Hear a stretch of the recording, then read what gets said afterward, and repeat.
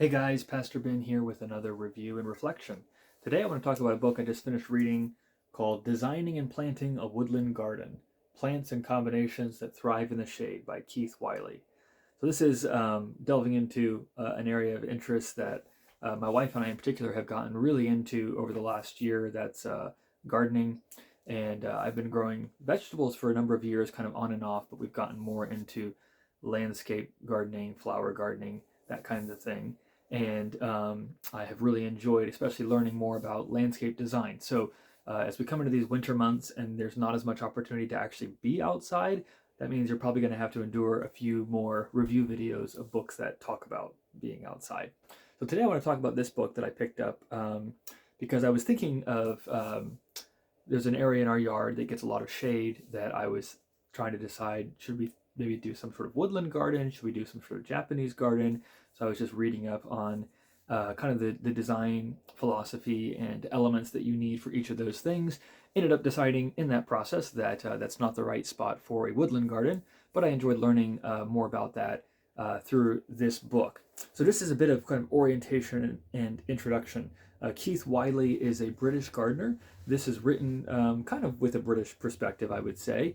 And he and his wife have a nursery on the west side of England, kind of on the border with Wales. So they have a very temperate climate, very moist.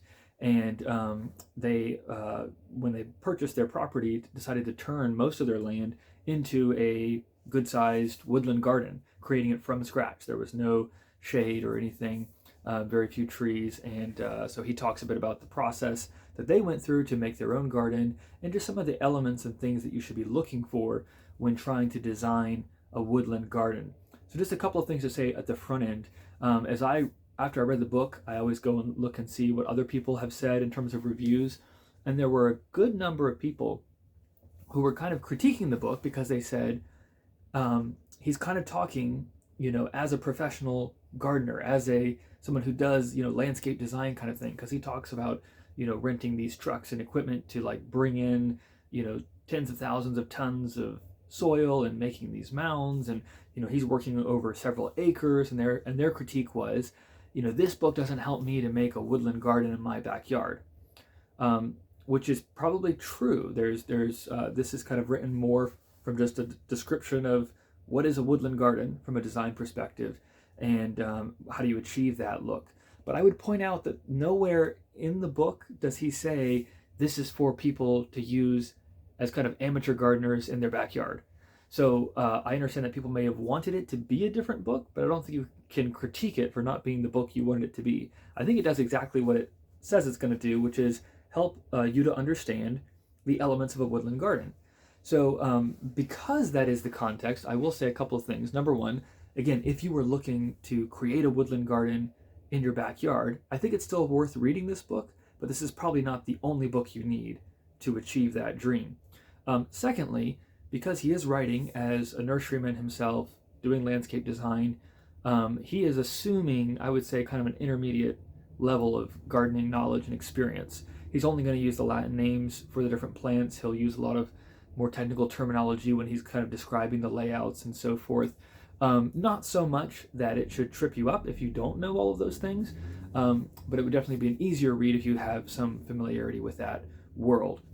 So all of that being said, what is it that Wiley does in this book, and how can it be useful for gardeners and people who are interested in these things? Well, I think almost every gardening book at some level is trying to do two things. It's trying to inform, and it's trying to inspire, right? That's what a good gardening book should do. It should give you more information than you had before, but it should also provide inspiration for you as you think about what you want to do in your garden, and also just gaining a new set of eyes to appreciate the gardens that you get to visit and experience. And that piece might become especially into play with a book like this, because again, many of us are not going to have a woodland setting on our property where we can recreate, at least at scale, the kind of woodland garden that he's talking about. But many of us do have the chance to go for walks through the woods, or you might have the chance to visit an arboretum or botanical garden or something like that near your home. And if you understand the elements of design, the history of design, what they're trying to achieve, what to look for, you'll be able to get a lot more out of those visits and experiences and appreciate the skill and design that's gone into those spaces. And so what Wiley is doing is just trying to kind of help us to see a woodland garden as a designer would. And he does that kind of by there's kind of two parts to the book. So the first part of the book is made up of the first, let's see here, 4 chapters. This is about 80 pages of this 200-page book, is kind of part one, I would say. And what he's doing there is trying to help us understand the elements that make a woodland garden a woodland garden. And so he kind of talks about how do you kind of create that? What are different situations you need to be aware of, dynamics you have to deal with? What are kind of some design principles? And throughout the volume, there are these just beautiful photographs and illustrations where he helps you to kind of just begin to see what these woodland gardens should look like. And there's a lot of great information there. He does draw some from his own, again, design experience with what he's done in his own garden, but it's not so limited to that you just feel like you're reading a guy talking about his own garden. So that piece of the book is very helpful. And then the second piece of the book, the last, I guess, 4 chapters, is where he is basically kind of stepping, the first part is kind of more stepping back. Here's the information of kind of design principles and tips that you could use to either make a woodland garden or appreciate a woodland garden. The second part is actually just walking you through some of those different plant elements. So he has a chapter on woodland trees and shrubs. He has a chapter on woodland perennials. He has a chapter on bulbs, corbs, and tubers. Obviously, a lot of what you get in a woodland garden is those like early spring blooming flowers, crocuses and bluebells and things like that we love so much, that grow early in the spring because the deciduous leaves or deciduous trees don't have their leaves yet. So there's more sunlight filtering through. And so those really early spring bulbs tend to be woodland plants because that's where they thrive, is where they can grab that early sunlight and allow themselves to grow. And then he has a whole other section on ferns, grasses, and grass-like plants. So what he's doing in that section is just kind of going alphabetically through a lot of the most popular woodland plants in each of those categories. He'll give you pictures of them, and then he'll just kind of talk about his own experience with them, things that have worked well, things that haven't worked well, tips and tricks, that kind of thing. So I would say about half of this book is almost more of a reference book, So I read the first 80 pages very thoroughly, and then I kind of just skimmed over the last 120 pages. And I think that's a good way to use this book. It's kind of something you can kind of flip through and say, ooh, I like this or I like that, get some inspiration, get some ideas, but it's not something to kind of sit down and study through. So what are a couple of just takeaways for me as an amateur gardener who's not necessarily going to create a woodland garden from this book? Well, there are a couple of things that were helpful for me. One was being challenged to think of design not only horizontally, but also vertically. Because that's one of the kind of distinguishing marks of a woodland garden, is that you are thinking in terms of layers in a vertical orientation. So, when people talk about woodland garden design, they'll talk about, the canopy, so whatever trees you have, and there's different foliage there's different bark texture, you might have certain flowers there, like if you have a magnolia or something. That's part of your garden design at a really important level. No pun intended.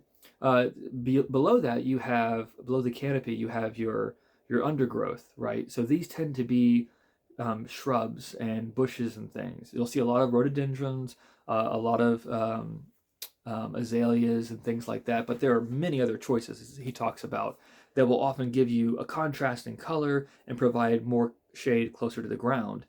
And then kind of in and amongst those, you might have some perennial plants. He really encourages using perennials for their architectural and structural features more than their blooms, which is a different way of thinking again than how we're used to using perennials in, a herbaceous border or something like that. But he encourages you to think about that, so you might use like hostas, for example, to really great effect in those areas, or certain kinds of ferns or grasses or things like that. So and then the third level, kind of lowest to the ground, are your ground cover plants, a lot of which are going to be those bulbs, corbs, tubers, things like that, that are going to give you really good color, maybe for a particular part of the season. And so as you're thinking about designing a woodland garden, you want to think about those three levels. And you want to think about how, how one spot of ground is going to get different sunlight at different times of the year. So if you're designing a woodland garden, it's not enough to just say, oh, I've got trees, I can start planting these things. You know, is it a coniferous tree? Is it a deciduous tree? You need to think about those kinds of things so that you're factoring in how much sunlight is actually going to be reaching that spot at different times of the year, and making sure that you have the right conditions.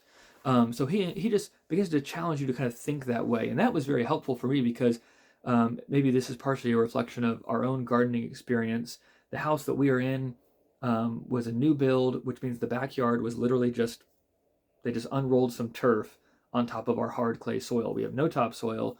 There were no plants in the backyard at all. And so what we've done over this last year is we started by planting kind of a rectangular border of different trees and shrubs.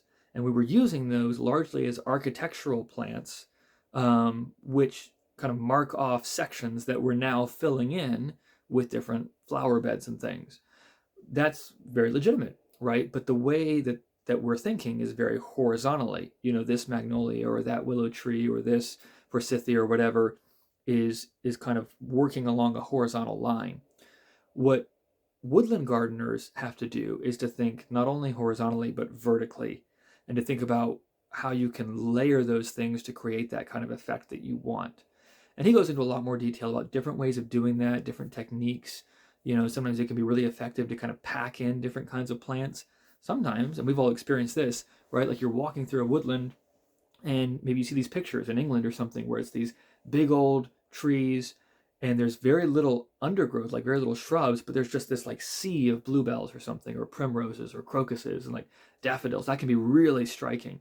I remember going for a walk along the Potomac River this last year, and there was there was these big old sycamore and oak trees growing along the riverbank, and it was very open, and then there was just this like sea of spotted lady's thumb, which is a kind of ground cover plant that has this little pink flower that grows, and it was just really beautiful. And he talks about that. You can just get a very simple flower that, like, on its own, if you had just one spotted lady's thumb, it wouldn't be anything impressive. You probably wouldn't even notice it. But you fill an area with that, and especially at the season when that's in bloom, it's going to be really striking and grab you. So anyways, it was definitely something that I found to be interesting. This is a good book if you recognize what it is. Again, this is not a how to make a backyard woodland garden, although he does talk about things you can take from woodland garden design and do in your backyard, even if you don't have big mature trees or something. So there are tips and tricks you can take from this, but I would view it more as a chance to just orient yourself to that different way of thinking and to learn how to appreciate the kind of elements of woodland garden design. So all in all, I found the book very helpful, very interesting. Again, if you just read those first 80 pages or so and then kind of use the rest as a reference, it can be a pretty quick read. So for anyone who's interested in these things, I would definitely recommend taking a look at Keith Wiley's book, Designing and Planting a Woodland Garden.